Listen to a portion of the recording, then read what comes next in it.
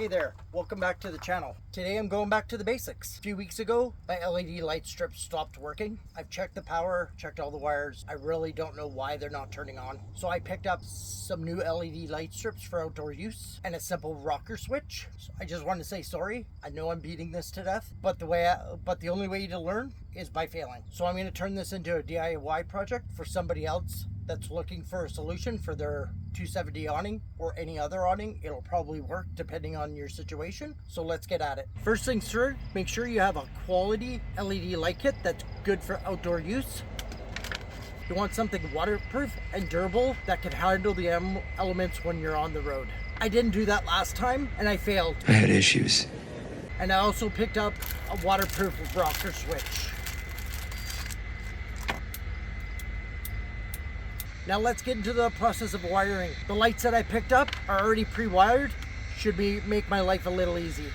Now it's time to uninstall the old ones. If you don't need to do this and you have a blank slate, you can skip to the next chapter.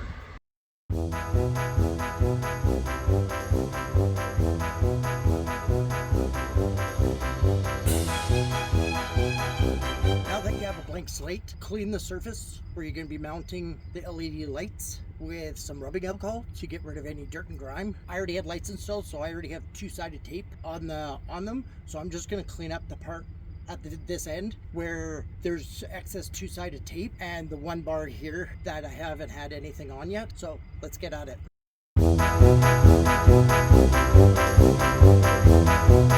Okay, now we have the surface area prep. Locate a suitable power source, whether it's off your truck battery or off an external battery. In my case, I have two 100 amp hour CAN batteries in the back of my truck. So I'm gonna run the wire to the fuse. And then that way my DC-DC charger will always charge my batteries and I never have to worry about power. Before you fully mount the LED light strips, make sure you test them to make sure they work. I tested these at home just to save a little bit of time. All right, time to install. Just peel the backing off. Only do it part of the way to make your life easier and do it as you go. And then attach the LED light strip to the underside of the awning.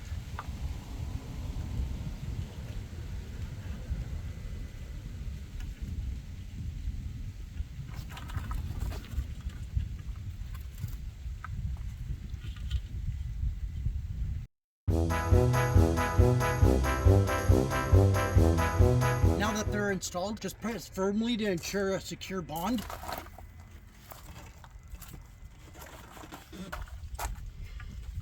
You may want to use additional adhesive or zip ties to secure it. I'm going to use some electrical tape at either end just to prevent them from peeling up. It worked good last time, so I'm going to do it again. Hopefully I brought enough electrical tape to do all four. If not, I'll have to come back and do it later.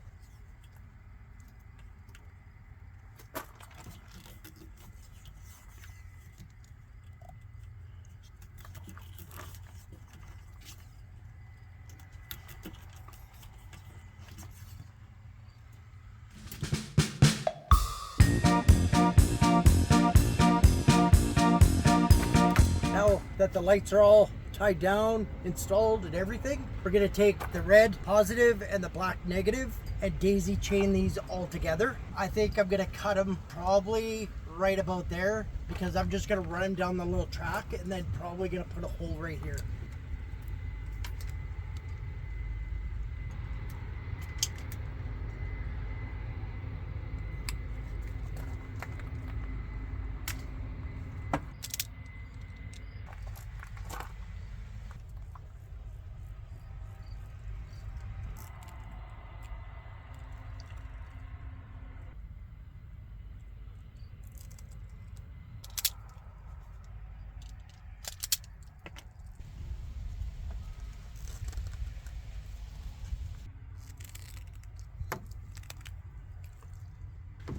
Now that we have this all wired and daisy chained together, it's time to run the source wire from the fuse panel to the rocker switch. I'm going to attach it to the rocker switch using a D-ring. I already have the existing wire installed, so I don't have to do it. What I've done, I've elected to put the rocker switch on the inside panel just for ease of convenience. For me, I ran into a little bit of an issue This piece is supposed to come from the back of the wood, but the wood is way too thick. So I think what I'm going to have to do is I'm going to have to drill a little bit bigger hole. I'm going to drill like a 1-inch hole, and then inside that I'm going to drill the 1/2-inch hole for this to stick through. Let's go.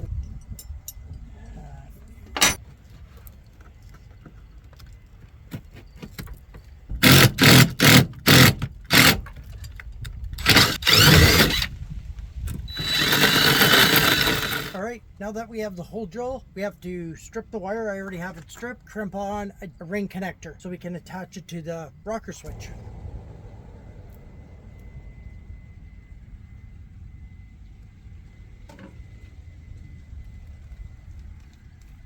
Now that we have the rocker switch hooked up to the power source, we're going to attach the power wire that's going to go to the rocker switch and the ground that's going to go to the fuse panel. And then we're going to run these wires along the back of the awning. I'm going to drill a hole. I really don't want to. I'm going to drill a hole right beside the existing hole that I have, run it inside and attach it to the rocker switch. But first things first, I need to shrink wrap the existing wire to make sure everything's okay.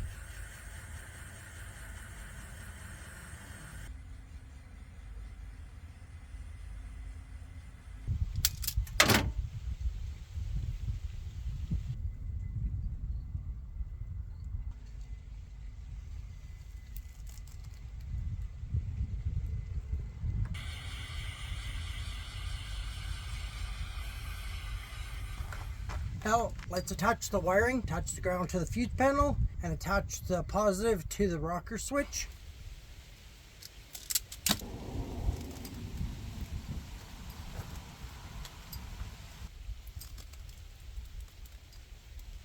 Now that I have the lights all hooked up to the rocker switch, test the lights. I love it when a plan comes together. Well, unfortunate that this one is not working. Isn't it that this, oh. What in the ass?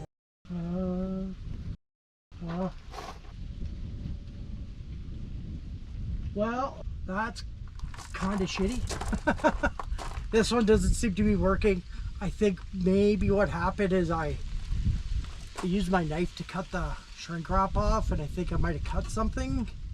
I might have to take a look at that and see if I can fix it, but I don't know if I'm going to.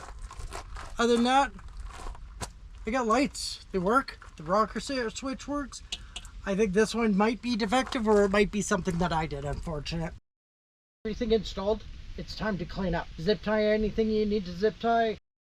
Make sure it doesn't dangle when you're on the road, because that would be disastrous for you. I didn't bring what I needed to tie this up, so I'm going to do it at a later date, like probably tomorrow, and tie up the rest of these ends. Now it's time to kick back and enjoy your hard work and give you some ambience for those starry nights when you're out in the backcountry or at a campsite. Safety first. Remember, turn off your lights when you're done using them to conserve battery. I hope you found this tutorial helpful. Do me a favor, hit the thumbs up button, subscribe for more DIY projects and solo truck camping in my rooftop tent. See you on the next one. Stay adventurous.